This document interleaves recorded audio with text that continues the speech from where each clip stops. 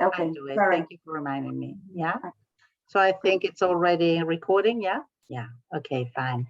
So as I was saying, so good afternoon or good morning or good evening, depending on the part of the world where you're coming from. So, and thank you very much for attending this webinar. This webinar is coordinated between the Faculty of Arts and Humanities of the University of Huelva and the research group REAL, which stands for Research on Effective Language Learning, and Coideso, which is our research center. As I was saying, our research center, contemporary thinking and innovation for social development, mainly focuses and is interested in societal challenges. So the topics, more than 100 young and senior researchers from social sciences and arts and humanities. So we focus on topics such as migration, gender issues, territorial intelligence, and specific didactics. But and on all that, obviously, language learning is one of those societal challenges, and even more when we are talking about emotions. So thank you very much for being here. I give the floor to Dr. Analí Fernández, so you can start introducing our invited speaker. Thank you very much, Mari Carmen. Well, I'm completely sure that most of you, if not all of you, already know Jean-Marc Dewaele, and that's the reason why you're here today, definitely. But anyway, let me say some things about him and his career. Jean-Marc Dewaele is Professor of Applied Linguistics and Multilingualism at Birkbeck University of London. He has published widely on individual differences on different topics related to psycholinguistic, sociolinguistic, pragmatic, psychological, or emotional variables in second language acquisition and also multilingualism. He's also a former president of the International Association of Multilingualism and the European Second Language Association, and is general editor of the Journal of Multilingual and Multicultural Development. Apart from that, Jean-Marc won the Equality and Diversity Research Award from the British Association for Counseling and Psychotherapy, and also the Robert Gardner Award for Excellence in Second Language and Bilingualism Research from the International Association of Language and Social Psychology. So it's indeed a pleasure to have him with us today. I'm sure we're going to learn a lot, and very important, or maybe more important, we're going to enjoy his seminar. I'm completely sure about that. So Jean-Marc, thank you very much for accepting our invitation, and the floor is yours. Thank you, Analí. Thank you, Carmen, for inviting me. It's a pleasure to talk to my lovely Spanish colleagues. I've got Spanish as a fourth language, so I would say it's one of the languages of my heart. And it always delights me to hear Spanish. Before I start sharing my screen and start my presentation, I would like to give you a little background on the reasons I'm interested in this topic. I started my career as a teacher of French, French as a foreign language at the Flemish University in Brussels. And I remember the effects that standing in front of a class had on me at the very start of my career. I thought it was pretty amazing to feel like you are the pilot of a plane and you are in charge of this whole group, and you can make people smile or squirm, or you can bore them to death with topics that you think are interesting, but that they don't think are interesting. And then they can bore you to, well, not death, but they can bore you with wanting to talk about things that you don't particularly find interesting. And you discover a lot about the emotions that go around in a classroom. with obviously the aim of lifting everybody into a state of group flow, where they forget that they are actually in a classroom and that they are there to learn a language, and that they suddenly start thinking about the deeper meaning of life, and talking about this in a foreign language. And sometimes the deeper meaning of life, I had students for whom it was how drunk they had been at the last school party and who had been going out with whom, and then I had to pretend to be very interested, and then everybody was really, really happy. And I realized, and also I used to teach on Friday evenings from 6 to 9 p.m., which was consistently the worst slot of the week because people are tired on Friday evening. And unfortunately, the same happened when I moved to Birkbeck in 1994 to the French department. I again had the 6 to 9 slot for the French class on Fridays. And it required, in fact, an extra physical effort from me to get my students to forget that it was a Friday evening and that they were tired and that their friends were having a pint outside the pubs just down the block. And we're in Bloomsbury, so there are lots of pubs, and so it really required an effort on my part, but also on the student part. But then once we reached that state of flow, it was amazing, because then you really forgot just how tired you were and what time it was or how hungry you were, and you were completely involved in the matter at hand, in the tasks to be done. And I thought it was always magical then at 2 to 9 to say, okay, guys, this is enough for today. Weekend is starting in 2 minutes. And then to see how people fall out of this state of flow, including myself as a teacher, where everybody suddenly realized, my God, we are tired, and they would get out of their chairs and then they would kind of stumble out of the classroom. And I myself, I was totally knackered after teaching for 3 hours.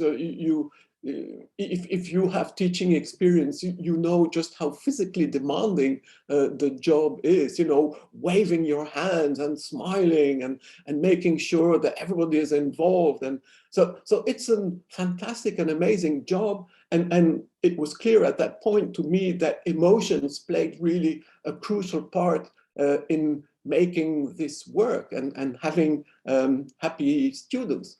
And I didn't really think about studying this in more detail later, but as I became more interested in emotion and affect, I started, in fact, digging into this and making this also a topic of research.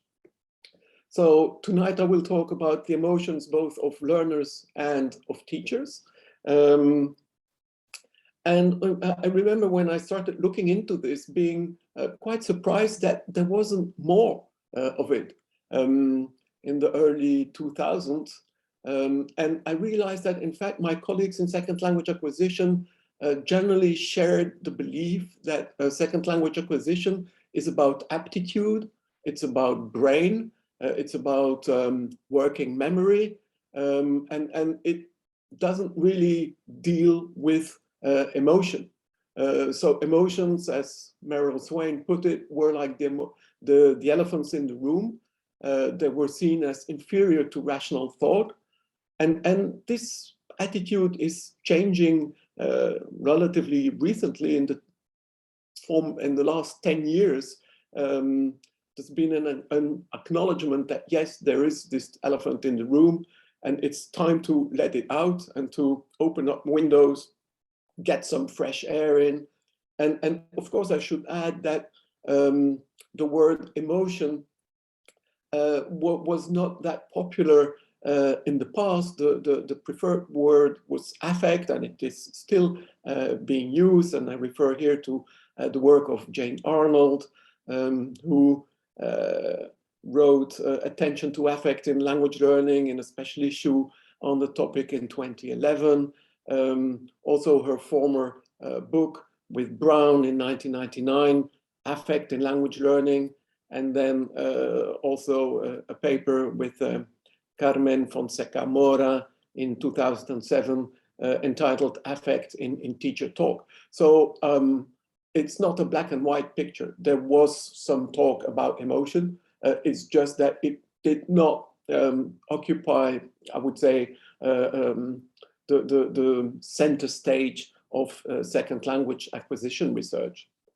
And I've jokingly made a comment in 2019 or chose a title saying that in fact the elephant is out of the room. In fact, the elephant has taken off, and we are seeing increased interest in this topic.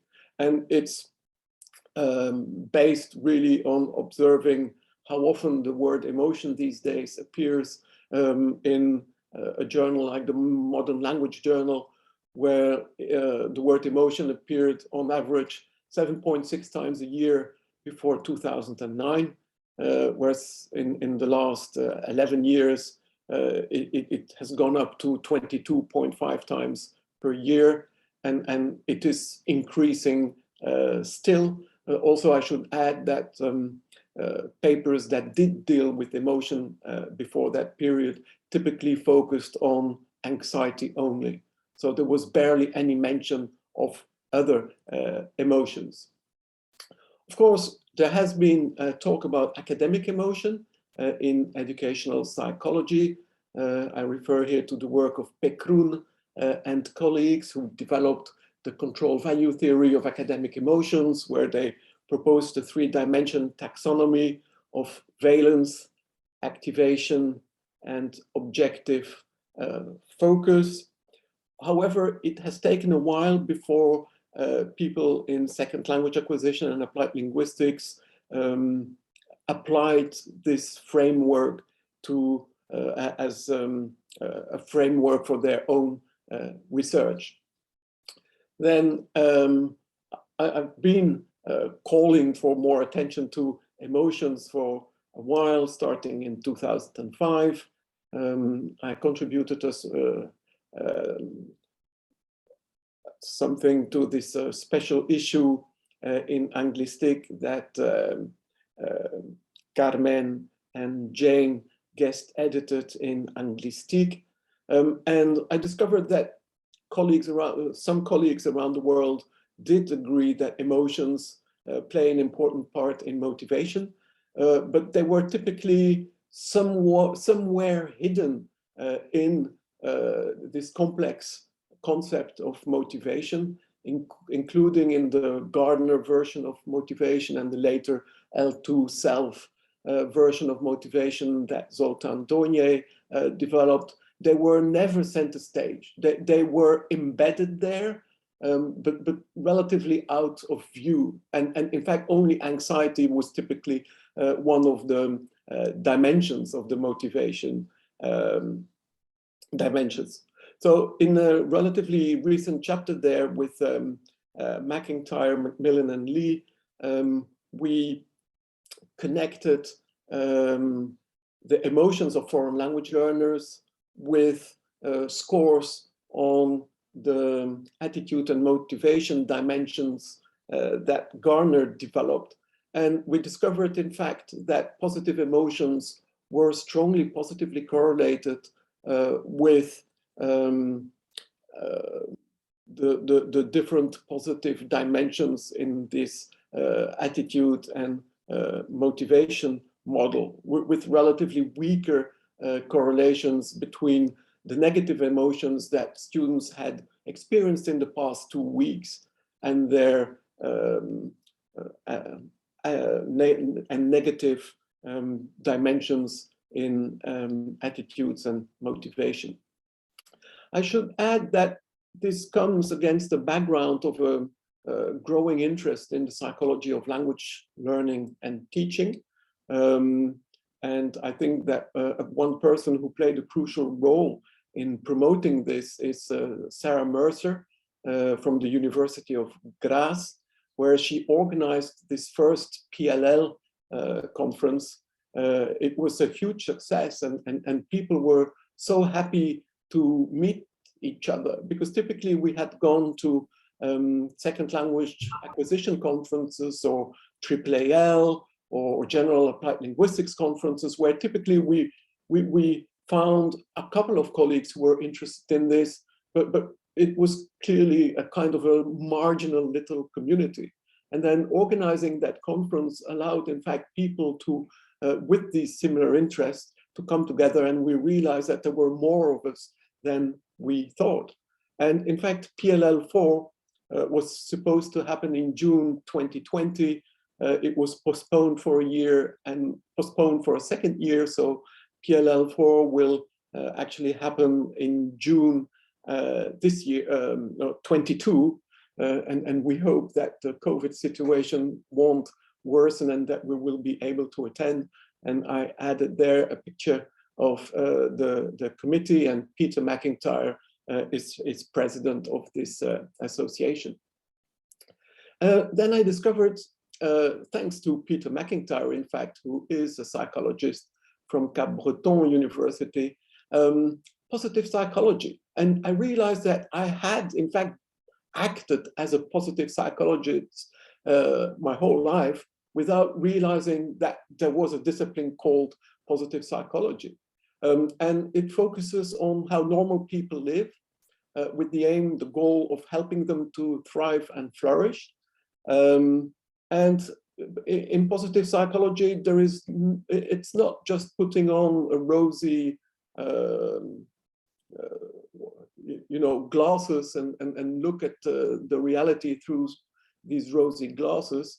It does acknowledge that problems exist, but it says that we should also look at the positive aspects of life, and hence the focus on experiences like flow and positive personality characteristics like optimism, creativity, well-being, and the positive psychologists point out that there are really 3 pillars to positive psychology, which is positive subjective experience, positive individual traits, and also positive institutions. So it's important to see that there is a focus on the individual, but also on the larger social context within in which that individual functions.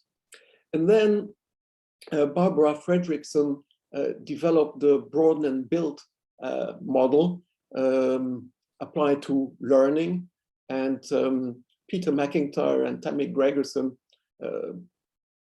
brought this into the field of applied linguistics in 2012 with a paper pointing out that what is true for general teaching and learning applies equally to foreign language teaching and learning, and hence the important role of positive emotions in broadening learners' perspective, opening them up to absorb new information, whereas a person who is anxious will typically shut down and clam up, and will have a narrower focus and is less likely to absorb the language input. So having your students in a positive mood is really crucial for them to learn something.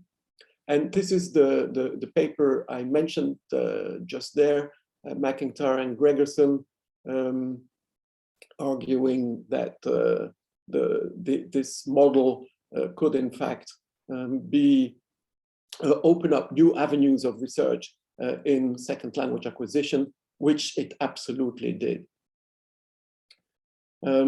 Okay, so this is, I mentioned flow before, and being in that state of flow, a concept developed by Seminario,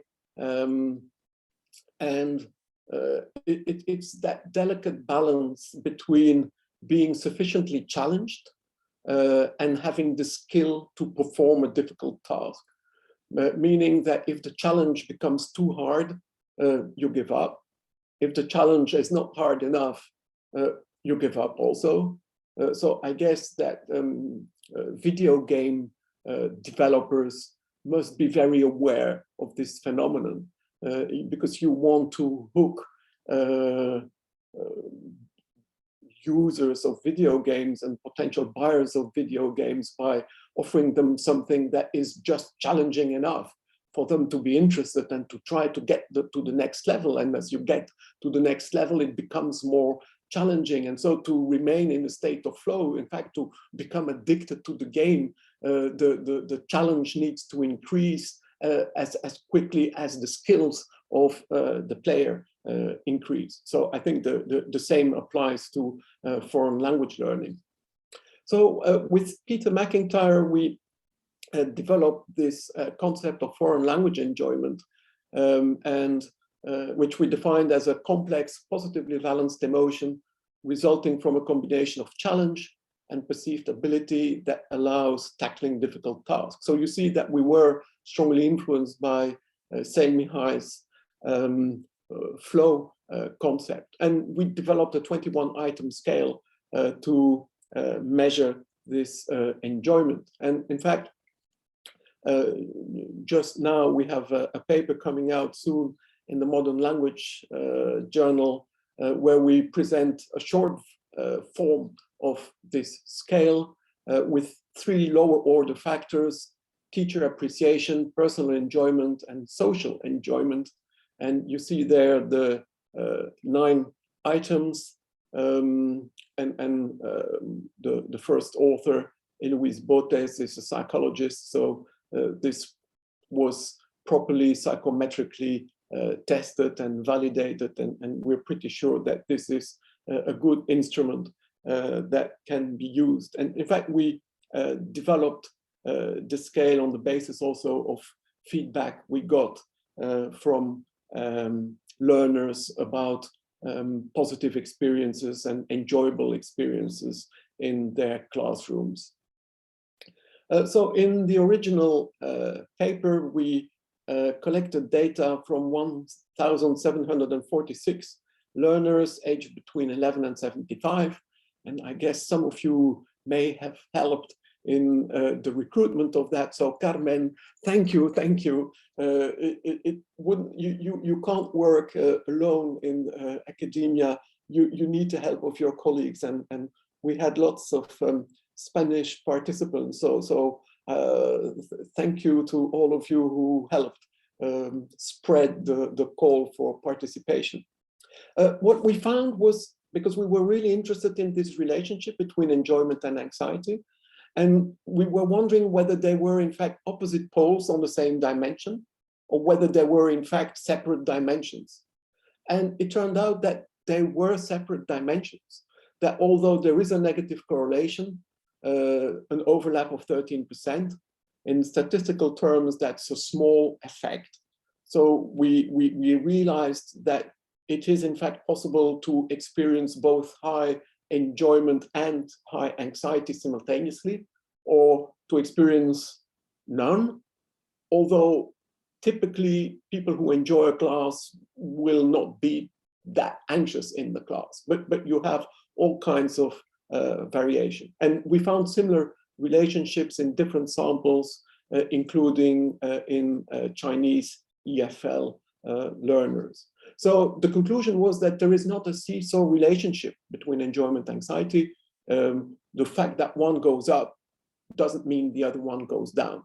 So a teacher trying to get rid of anxiety in the foreign classroom, there is no guarantee that therefore the students will have more enjoyment in that classroom. And that's an important didactic implication, really.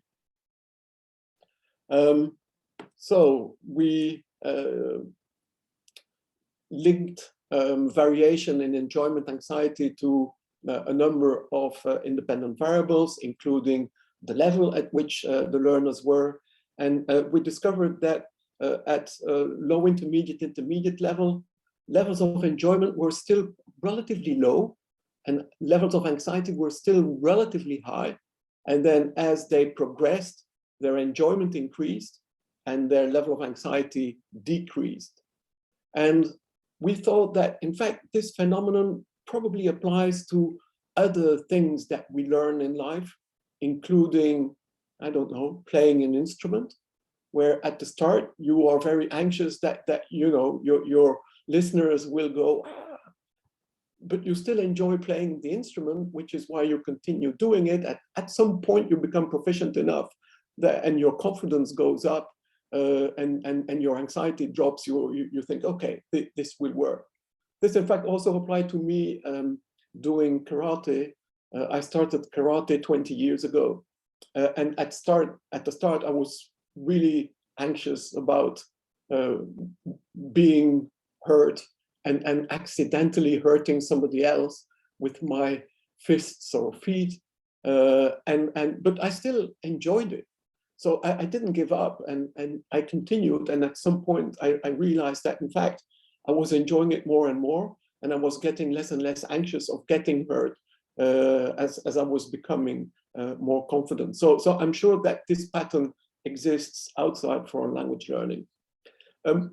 Also, Chen Li discovered in her study of Chinese EFL learners that that learners with high levels of achievement in English reported higher levels of enjoyment and lower levels of anxiety. So it is a kind of a confirmation of the pattern that I showed to you earlier. And of course, there can be discussion about the causality here.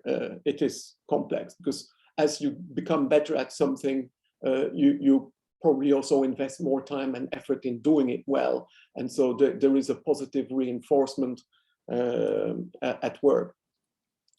We discovered that learner personality also had an effect on enjoyment as well as anxiety, that higher levels of cultural empathy, for example, were linked to more enjoyment, that higher levels of trait emotional intelligence are also linked to higher enjoyment. And Li and Xu also discovered that emotional intelligence was linked to both more enjoyment and less anxiety.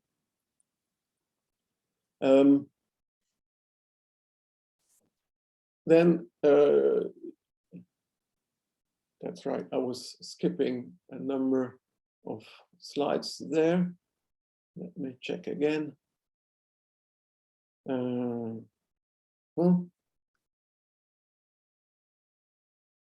Okay, so one of the things we discovered in a later study was that the teacher plays a crucial role in enjoyment and a much weaker role on learner anxiety, meaning that teachers can really boost the enjoyment of the students, but they can do relatively less to lower their levels of anxiety.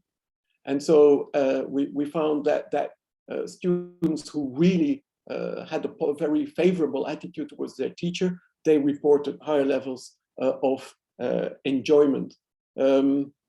They also liked teachers who used the foreign language a lot. This is the graph. And I included this item in the questionnaire after my daughter came home and complained that one of her two French teachers in high school, she was in her final year, barely used any French in class. And I was so surprised. I said, how come? I mean, it's the French class, so why isn't she using any French? And my daughter said, well, it's because she's Italian. I said, she's Italian? And she doesn't know French? Well, very little French. I said, why? And then apparently, because we shouldn't blame teachers too easily, I realized. My daughter explained that she used to teach the Italian class, but there weren't sufficient students to organize a class. So the head teacher told her, well, you could teach French. It's a Romance language, you know. She said, oh, I don't know French. Well, you know, either you teach French or you are unemployed. So then she decided, well, to use her very basic French. She must have had A1 or A2 level in French. So she taught French without actually using any French in class. So unsurprisingly, I would say the more the foreign language teacher uses the foreign language in class, in fact, the higher the level of enjoyment by students. So my daughter and I then, being a proud dad, I couldn't help myself but add a little picture of her graduating in Oxford 2 years ago, having done French and linguistics, although now she's out of linguistics and into international relations. So, okay. And we wondered whether enjoyment and anxiety would change over time. And so we used a pseudo-longitudinal design, comparing 3 different age groups. So we had collected data from 2 high schools in London, including her former school and Westminster School. And most of the students were in fact studying French as a foreign language. And we discovered that there was no change among age groups in anxiety, and that there was a slight dip in enjoyment in the group of 14, 15-year-olds. And we speculate that this is because it's the year groups where they prepare for national GCSE exams. And so teachers are very much teaching to prepare them for these national exams. Okay.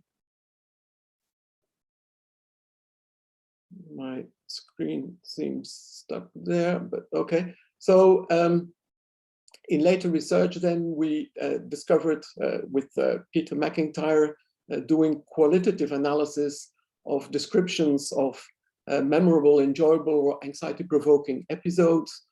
We discovered that in episodes that were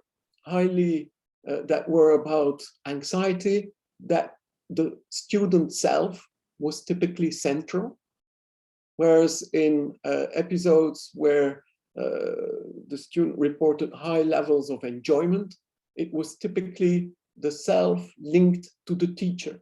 So this was a kind of an independent confirmation that enjoyment is typically linked to something the teacher does, whereas anxiety is not linked to the teacher.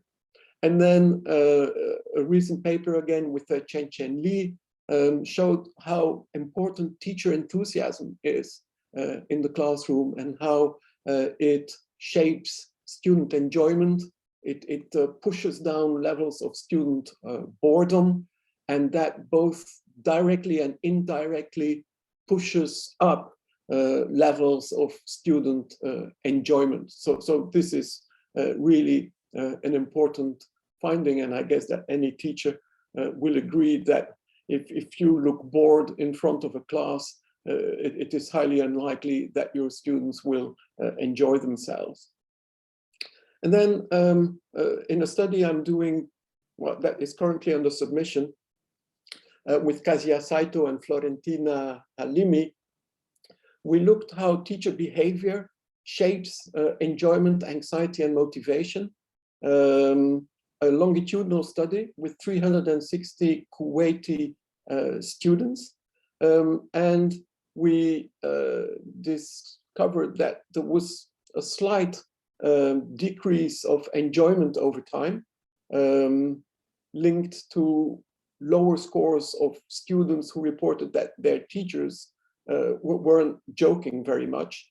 So it seemed that the absence of teacher jokes had a delayed cumulative effect on foreign language enjoyment, and you see that in the second graph there.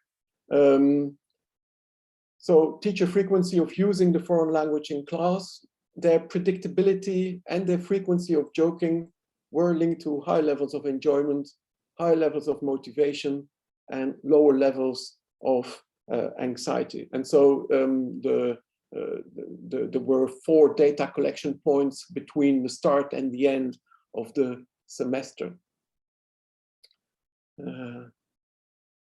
So why do emotions matter? Because you could see, well, you know, isn't it just a luxury that the student is happy in class? It turns out that no, it's not a luxury, it's a necessity, really. a couple of meta-analyses show that there is a high correlation, a high positive correlation between enjoyment and willingness to communicate. So students who enjoy themselves in class are more likely to participate and to be willing to communicate in the class.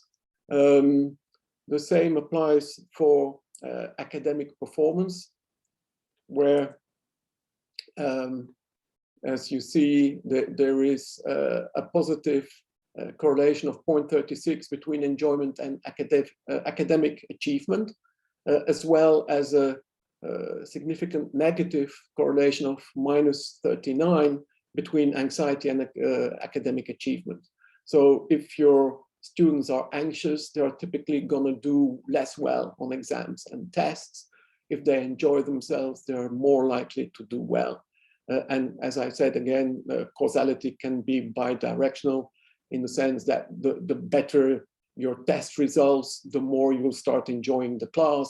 And so you have a positive reinforcement.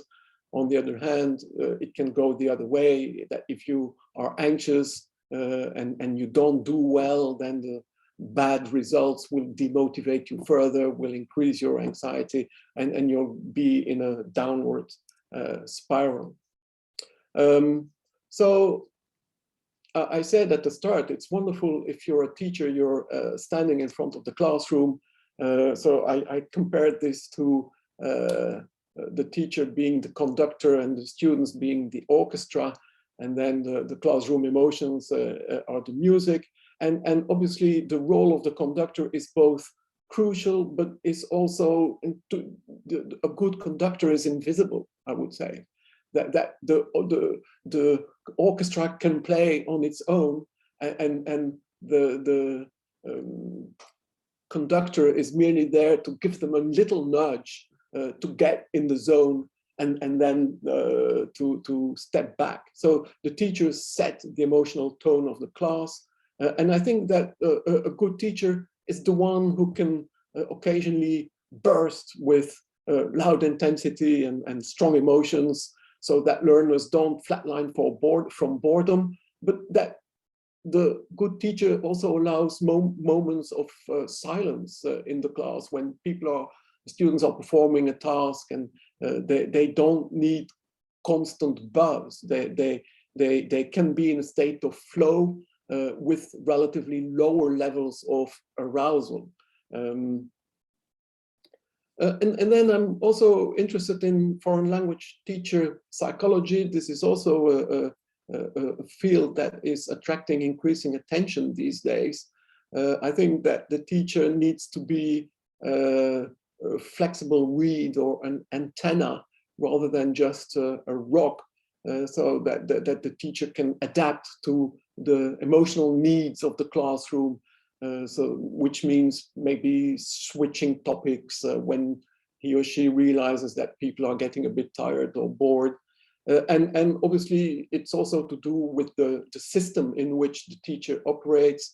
It's linked with hegemonic power relations, and I would refer there to the work of Sarah Benesch. And here are a couple of excellent books on this topic, including the very recent one by Mercer and Gregerson on teacher well-being, and I co-edited the book also there on the emotional roller coaster of language teaching with Christina Gokonu and Jim King. In a recent paper with a Turkish colleague, we looked at the relationship between well-being, resilience, and foreign language teaching enjoyments of teachers of Italian, using the Warwick-Edinburgh mental well-being scale, the resilience scale, and we developed a new foreign language teaching enjoyment scale. And we discovered that resilience is in fact the strongest predictor of teaching enjoyment, followed by well-being. So what can teachers do to control learners' anxiety, ward off their boredom, and boost their enjoyment? Well, there is a huge literature on this, to which again Carmen and Jane Arnold have contributed.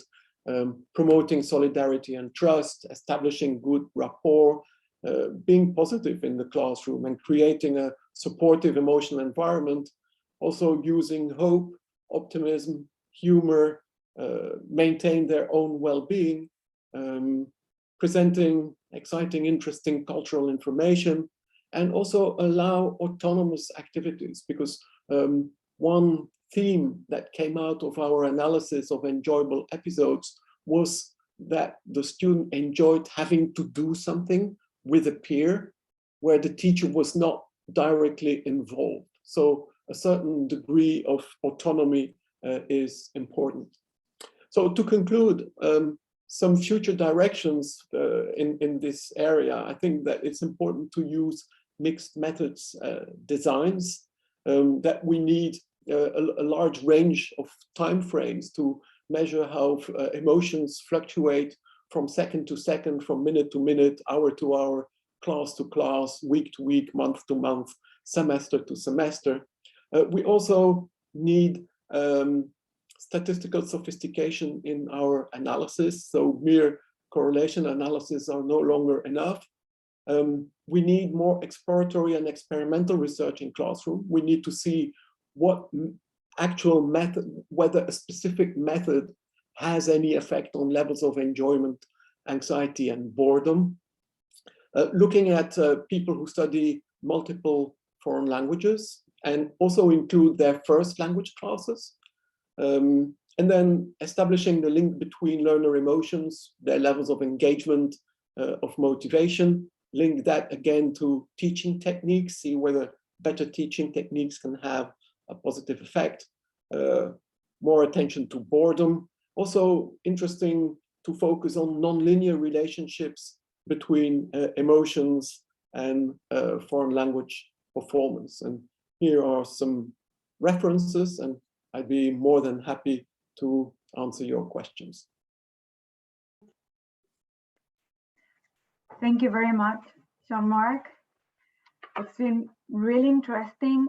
Lots of questions, I guess, at least in my brain. There are so many things, so many questions, a lot of information. And well, I think we can really talk about many things, any conclusions or we could draw from what you said related to the teacher's role, but also teachers' anxiety, because as you were saying that, I was really thinking, oh my God, that puts so much pressure on us as teachers. What about that? Can the students help us? Or even evaluation? What about evaluation? This is a very stressful moment as well. But anyway, I was just saying some things. I guess that our audience would like to ask you some questions. In fact, I already see that Antonio has raised his hand virtually. And Mari Carmen, I don't know if you want to say something before. Yes, or, so I only wanted to say one thing. Yes, we start right now with the discussion. Please, you can also write your questions in English or in Spanish, in whatever language you want, in the chat, and Analí and me and Jean-Marc, because he also understands Spanish a bit, so at least that we can deal with all the difficulties that can arise from that. I also wanted, so sorry, Antonio, give me just 1 second to acknowledge all the countries where you are from, just to see the diversity of people that we are here, because, and I will say it in Spanish, okay, because I copied down in Spanish, and in translation I can lose one of them. So Túnez, Cuba, Perú, Ecuador, Estados Unidos, Eslovaquia, Alemania, Bélgica, Italia, República Checa, Portugal, Reino Unido, Polonia, Países Bajos, Rusia, China, y Australia. It's not a bad international webinar. So thank you very much, Jean-Marc, for doing this, and thank you very much for such a clear exposure and presentation that you have done. So Antonio, you've got the floor. Your question. Hey, thanks.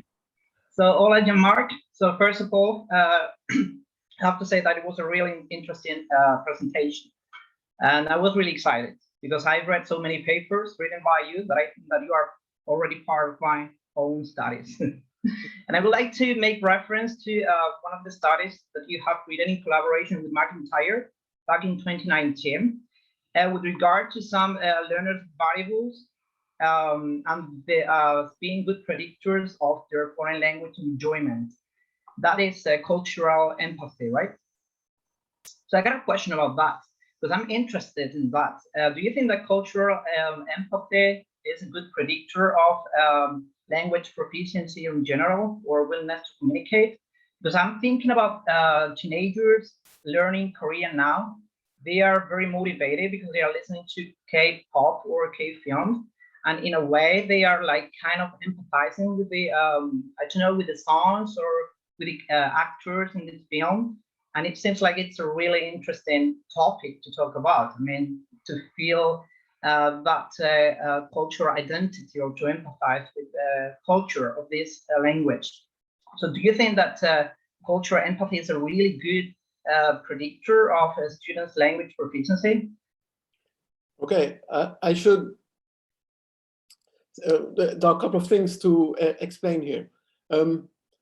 Cultural empathy was a predictor of enjoyment, but it was a much weaker predictor of enjoyment than neuroticism, which was a very strong predictor of foreign language anxiety. We did not really include achievement or performance measures. So I would be very careful in predicting that cultural empathy might be actually linked to performance in the foreign language. It is possible, but my guess is that the relationship would be relatively weak, because I think that personality traits typically interact with other variables and rarely have much direct effect on foreign language acquisition or foreign language learning. And I would say that, you know, there is research showing that open-mindedness is typically linked with performance and acquisition, but it typically predicts no more than 2 or 3% of variance. So we should avoid having exaggerated expectations about the role of personality in foreign language learning. Right. Yeah, because I read that McIntyre wrote something about that being or have a low willingness to communicate in class is associated with cultural alienation. So in a way, I mean, if you identify with the culture of the society language, you are more willing to communicate, and that might result in better language proficiency. That makes perfect sense, yes. Okay, thanks for your answer.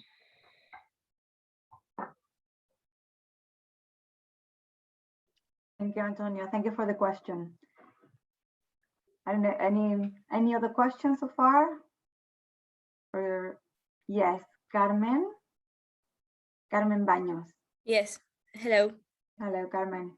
Well, I would like to ask something about the topic.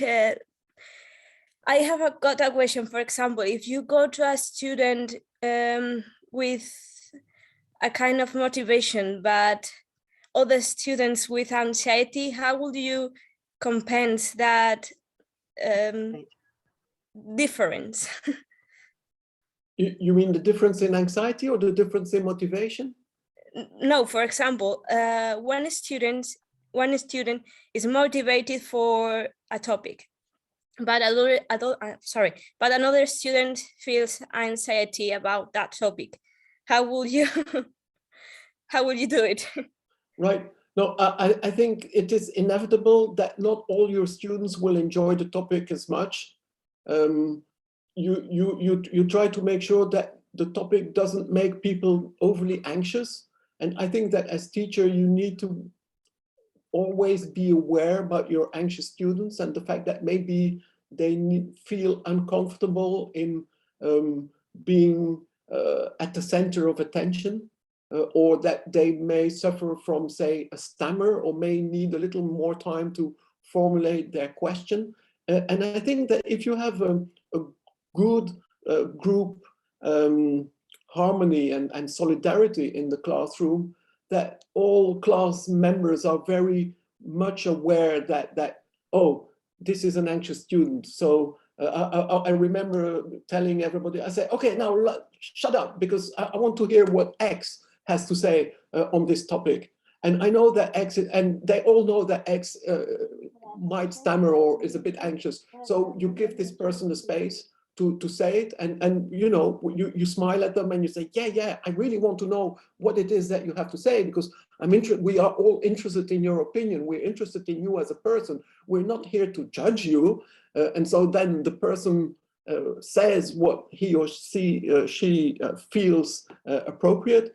And then that contribution is kind of acknowledged by the group as, oh, that was an interesting contribution. And then that person can kind of retreat back, and then, you know, everybody can start yelling again, and that's okay. So yeah, I think as a teacher, you are really like an applied psychologist. I remember, I don't know whether you have experienced this, at some point that I thought language classes turned into kind of group therapy, because they start talking about very personal issues sometimes, things that are on their minds, and if they have the linguistic means to discuss it, then, you know, they kind of almost forget that they're talking about this in a foreign language, and maybe even the distance that the foreign language gives them allows them to talk about more personal things than they would talk to their neighbor about, which is also why relationships within a foreign language classroom can become pretty intense. I realized that it was one of the things I regretted when I stopped doing language classes, that you don't get that strong bonding when you are talking about you know, more general linguistic issues. So it has to do with methodology. It depends, as you said before, what the teacher does for enjoyment and the methodology. So if we start with an action-oriented approach and we focus more, students, each of the students have a role, okay? So perhaps, so one can mediate and help the others so that they can get the best out of them. It depends on the methodology. So that will compensate anxiety and enjoyment, because when students are doing things, they feel, when they're interacting and they feel they can, then they are coming towards that enjoyment. So Marta, it's your turn. You have the floor. Yeah. Thank you, Carmen. Thank you very much. It was very, very interesting, and it's quite nice to see that their anxiety is not connected to us as teachers, and probably that takes some of our anxiety away, knowing that we're not responsible for that. So my question was about the emotions that you picked. You were studying anxiety and enjoyment. Why did you study those emotions? Why did you decide to go for those ones rather than frustration, for example? And would you somehow compare frustration and anxiety, and do you think they've got the same sort of react in the students, or completely different reaction? Sorry. I think we wanted to start with relatively general emotions before going into more specific ones. So we wanted a kind of a generic positive emotion, and we thought, okay, well, enjoyment is a kind of a generic positive emotion. Anxiety is a kind of a generic negative one. And only later then, because of Chen Li, in fact, we became more interested in boredom as an emotion, because we hadn't actually considered boredom being an emotion. But then in educational psychology, it is considered to be an emotion. It's just that it doesn't vary on the valence scale, but rather on arousal. So low arousal is in fact boredom. High arousal is the opposite of boredom. but there are colleagues who work on more specific emotions like shame or guilt in foreign language learning. Obviously, within our concept of enjoyment, we also have other emotions, including pride about performance. And I think that you could go into more granularity. We just thought that it wouldn't be a good idea to start with high levels of granularity, that it would be better to start from a more general perspective and then start focusing on more specific things. So if you want to focus on frustration, you know, be my guest. I would recommend not just to focus on a single negative emotion. I would compensate it with something positive, because I think that's in fact the whole point about positive psychology, that you don't just focus on one aspect. You want two things, because and I'm saying this because Dominique Galmiche, who finished her PhD with Zoltán Dornier on shame, wished that she had also included a positive emotion, because being constantly confronted with experiences of shame weighs on you, on your well-being as a researcher, and you have to take your own well-being into account. So that would be my kind of word of warning to you all. Definitely, thank you very much. Although I mean, I do have experience in teaching, and I don't always see frustration as a negative thing, because I can see that sometimes when my students are frustrated, they actually go and fight it, and it has the opposite effect. So although anxiety I see as a more negative one, I think with frustration, I would have to be more neutral with it. Yeah. There is one thing that I would add. Peter and I argue very strongly against the concept of facilitative anxiety, meaning that we don't think that increasing learners' anxiety is beneficial at all. That we have to teach, or we have to allow learners to manage their levels of anxiety, but that we certainly shouldn't add to it. But I totally agree with you that so you would never, you know, create frustration for the students. But I agree with you that being frustrated is not necessarily a negative thing. It may make you try harder, and even if you yell out, you know, at least you are involved in the process. And I guess that you are engaged. It's disengagement that is really the enemy in the classroom. Definitely. Thank you very much. So do we have any more questions? Yeah, I've got one, Jean-Marc. So actually, because emotions and affect is very quickly attended, understood by teachers, by professionals. But in academia, it's more difficult. I mean, yes, there is now a trend, and you are one of the main author in that trend. And also related that in emotions, also related in affect, but still there are many. The other day I was just having a conversation as a member of a board with someone, a colleague from literature, and he was saying, yeah, but these are psychological things. These are not really linguistic things, no. So, and then and then one has to understand to start saying something against that. But at the same time, it is because perhaps do we have enough instruments to research emotions and affect, or what do you think about that? Yes. Yeah. What type of instruments do we have? Yeah. Or what type of research? Because here we also have many students and young researchers that doctoral students and young researchers that are just starting. Yeah. I would first answer the colleague, the literature what colleague. you said about the colleague. Yeah, namely that the mind of the learner is something that is highly complex. And it's the mind of the learner is the psychology of the learner.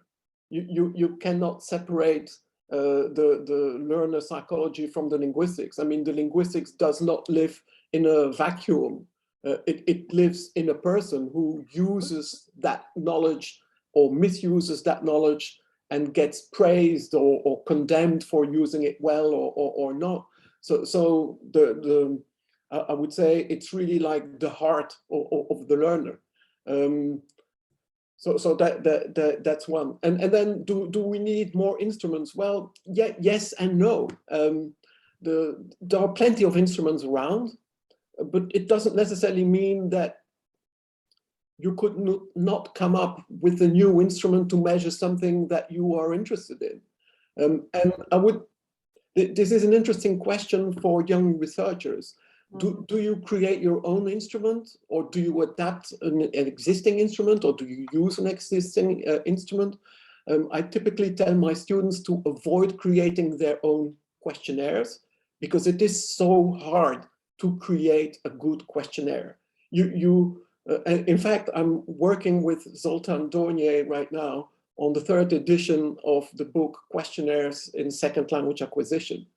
And we realize how tempting it is if you are a BA student to think, oh, I'll just put this little questionnaire together, you know, and then I put it online, and then I collect data, and then without sufficient background knowledge on how to create a good questionnaire, you might end up wasting a lot of people's time collecting data that is totally unusable because your instrument was flawed in some basic sense. So sometimes there is a danger that things are too easy. So I would strongly recommend interacting or getting advice from supervisors on the development of instruments, of scales.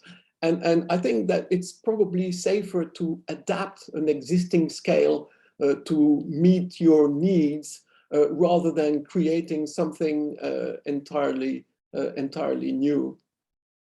That's it. Thank you very much. Thank you. Just talking about that as well, I was thinking about the difficulty of researching emotions. I mean, this is something you can really see. Is a questionnaire enough in order to do that type of research? Yeah, so that's exactly why I advocate mixed methods research, so that you do use instruments and you show that your instruments are valid, and you admit that your instruments can never capture the complex reality of emotional life, that it is inevitably a simplification. But you need that kind of simplification in order to catch some general patterns or see some general trends in the data. And then it needs to be complemented by qualitative data. You need to hear from learners about their experiences. Why is it that they were ashamed or proud, or why were they enjoying this, or why were they anxious? And then, I mean, even obtaining qualitative data through a questionnaire is better than nothing.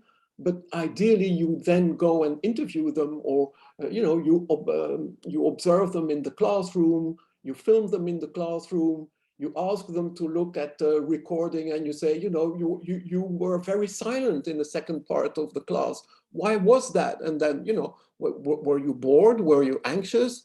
And then suddenly you seem to leap up and you seem to enjoy yourself. So you can get interesting insights. So I'm all for multiple case studies combined with quantitative research. And I published one paper with Liana Pavelescu, where we discovered that one person's enjoyment can be very different than another person's enjoyment. That you have as many types of enjoyment, really, that you have types of soup, that, some can be thick, others can be just a broth. And it's the same about anxiety. They come in all shapes and forms.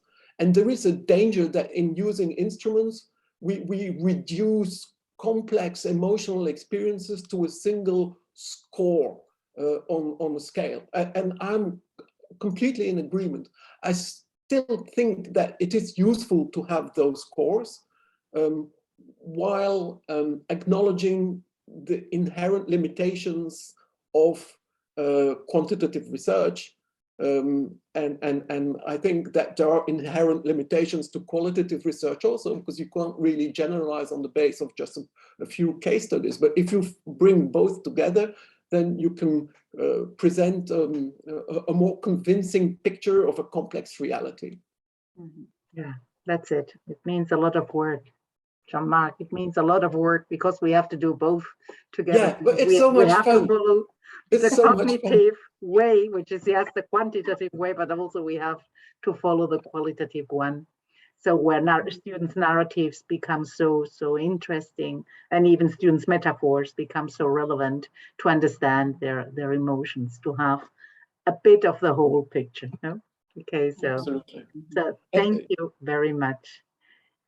I would say that, in fact, just a quick addition, Peter McIntyre has also used other physiological methods where he measures heart rates, or you could look at skin conductance, which gives you a different type of measure.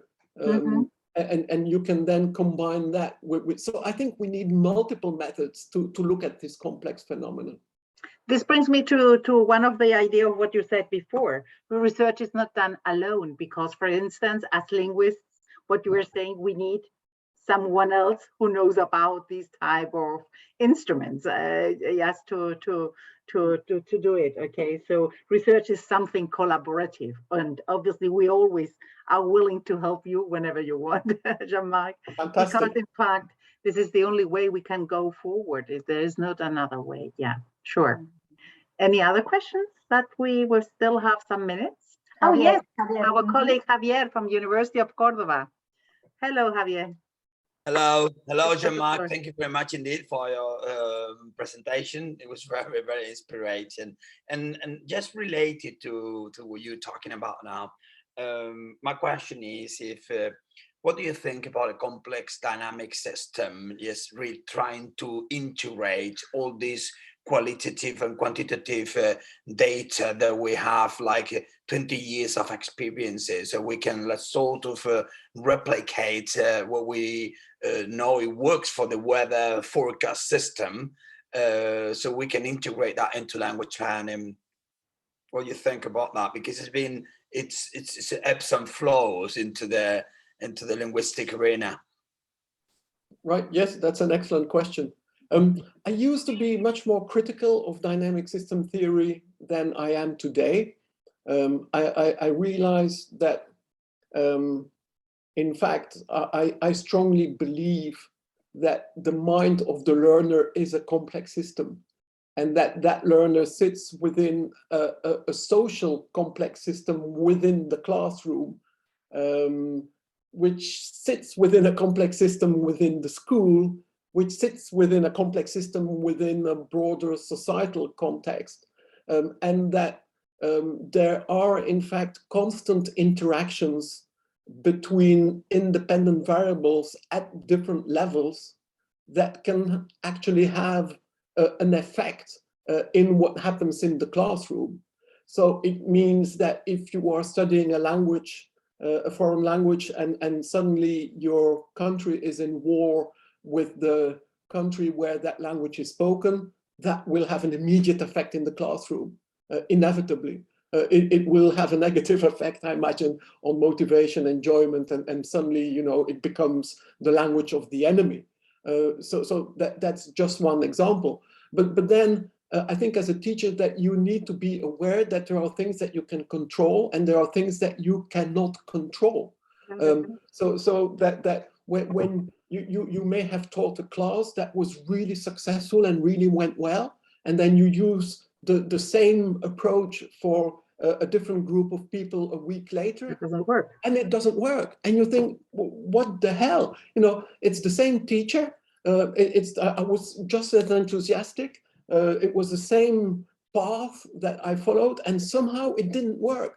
And I would say that that's a dynamic system thing. It could be because one of your students sabotaged the class or made silly remarks and didn't want to participate, and so you were kind of distracted, and it meant that you didn't get the group into a state of flow. And you wish you could undo, but there is nothing you can do, because sometimes you have students in your class who sabotage the class. It happens, and you can try to do damage control, but there is a difference between damage control and getting everybody into a state of flow.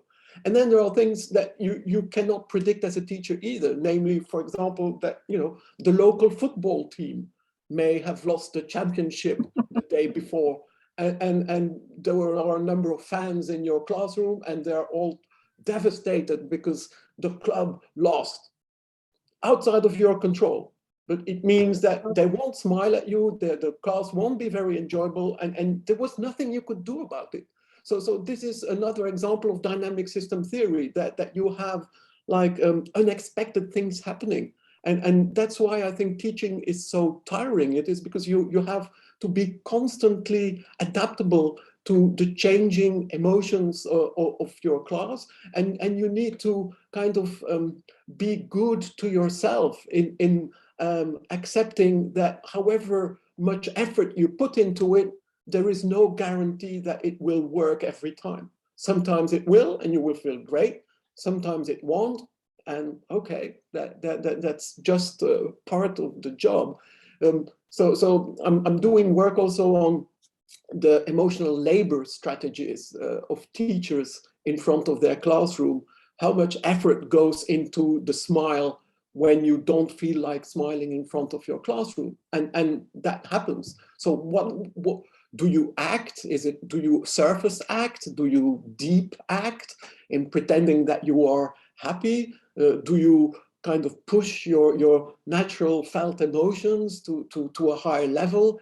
And if you have to do too much emotional labor, you will end up with burnout.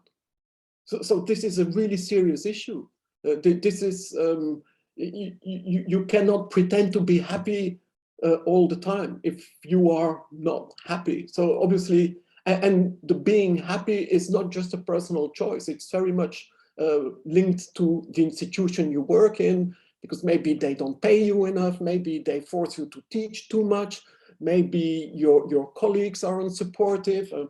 There are lots of things that can have an effect on the psychology of the teacher. And I have huge sympathy and respect for teachers. It's such a hard profession. And it's so easy to underestimate just how hard it is, because, they tell us, yeah, but you have long school holidays, right? And then you smile, you say, yeah, but that's not the whole thing, really. Thank you for saying this. It's also true that there are also factors that affect our language production, depending perhaps on other factors we cannot control. On that day, you wake up and your foreign language is not so good as the day before, or you cannot say what you want to say and things like that. So that happens as well. Yes, we have to understand that researching emotions and affect in language learning and teaching, it's something that fluctuates, that can change, and that cannot be controlled. Everything cannot be under control. No, that is what we're saying. So thank you very much, Jean-Marc. I don't know if there is anyone else, or Analí, you've got the floor just to finish, to round off this session, this wonderful session. I'm really, thank you very much, Jean-Marc, for this wonderful evening. A pleasure. Thank you very much. As I told you, we've learned a lot, and I would ask you many, many questions. We don't have time for that, but who knows, maybe in the future, and maybe face-to-face, it would be an excellent opportunity to keep on talking and trying to find solutions to what happens. If you have questions, do email me. I'll be happy to answer your questions. Muchas gracias, Dr. Dewaele. Así lo haremos, te escribiremos y seguiremos de cerca todas tus lecturas, que sabes que te leemos y con mucho agrado y con mucho afecto. Así que muchas gracias por esta tarde. Bueno. Muchas gracias y hasta la próxima. Hasta la próxima, que sea pronto y que nos podamos ver eso cara a cara, face to face. So thank you very much. Gracias a Bye. todos los participantes que están saludando y están dando las gracias en el chat. También te están dando las gracias, te están diciendo many thanks, professor. Seguramente será alguien alguna estudiante, quizás alguien que te conozca también personalmente. Todo el mundo muy agradecido, dando las gracias por la conferencia y también a Coideso por haber participado, por la organización y por habernos acercado a Jean-Marc, aquí a Huelva.